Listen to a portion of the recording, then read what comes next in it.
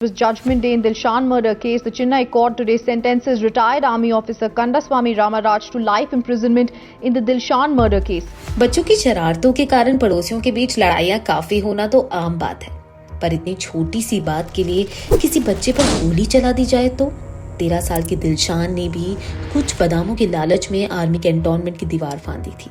उस मासूम को क्या पता था कि दीवार के उस तरफ उसकी मौत उसका इंतजार कर रही है। तो स्वागत है आपका एक और फ्रेश क्राइम डॉक्यूमेंट्री एपिसोड में, जहां हम बात करेंगे 13 साल के दिलशान की, जिसकी एक आर्मी ऑफिसर ने गोली मारकर जान ले ली।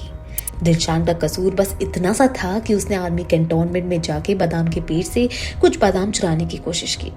अगर चैनल पर नए हैं तो वीडियो को लाइक और चैनल को सब्सक्राइब करना ना भूलें।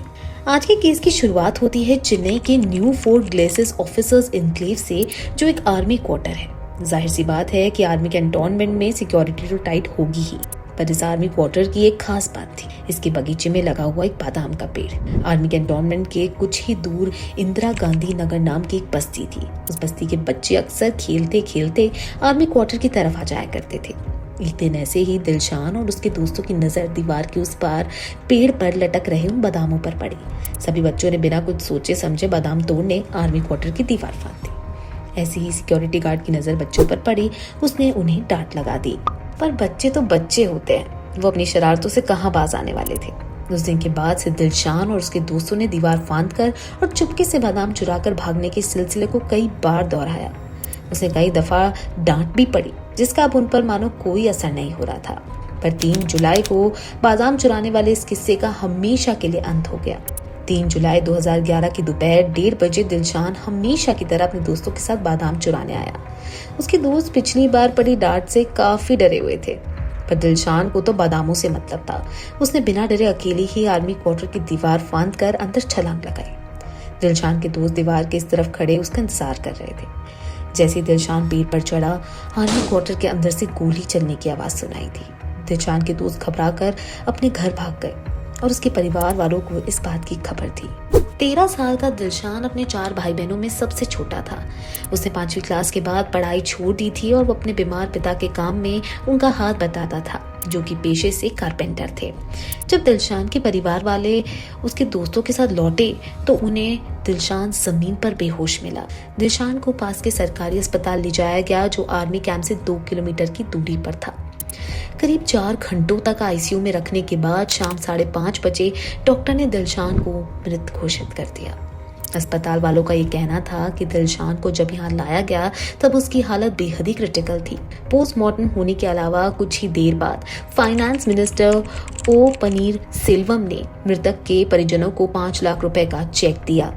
ये बात जब लोगों तक पहुंची तो उनका खूब गुस्सा उमड़ा। न सिर्फ दिलशान की बस्ती में बल्कि पूरे चेन्नई में जगह जगह आर्मी के खिलाफ प्रोटेस्ट किए गए, रैलियां निकाली गई। तमिलनाडु के चीफ मिनिस्टर जयललिता ने भी इस घटना की कड़े शब्दों में निंदा करते हुए कहा, ये सरासर अस्वीकार्य है। ये खबर आग की तरफ फैल गई। आर्मी कैंप और गवर्नमेंट हॉस्पिटल के बाहर न्याय की मांग कर रहे लोगों का जमावड़ा लग गया। आखिर दिलशान पर गोली किसने चलाई थी, इस बात पर अब भी सवाल बना हुआ था।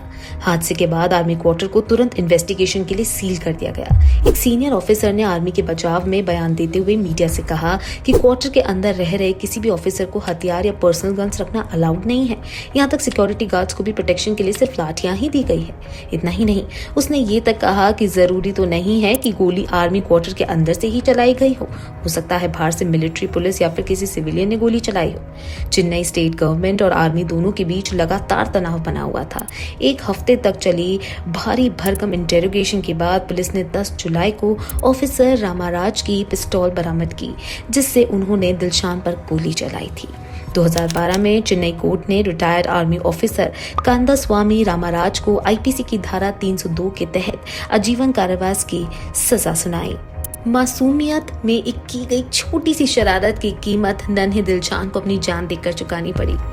पर एक आर्मी ऑफिसर जो इन बच्चों के डिसिप्लिन पर सवाल उठा रहा था, उसका खुद का डिसिप्लिन कहाँ था जब उसने अपना आपा खोया और एक बच्चे पर बिना किसी बात की गोली चला दी। अपनी पावर, अपनी पोस्ट का गलत फायदा उठाना, अपने गुस्से पर काबू ना कर पाना और फिर उस ड्यूटी और डिसिप्लिन का नाम दे देना उसे, क्या ये सही है? इस केस पर आपकी क्या राय है, हमें कमेंट में जरूर बताएं।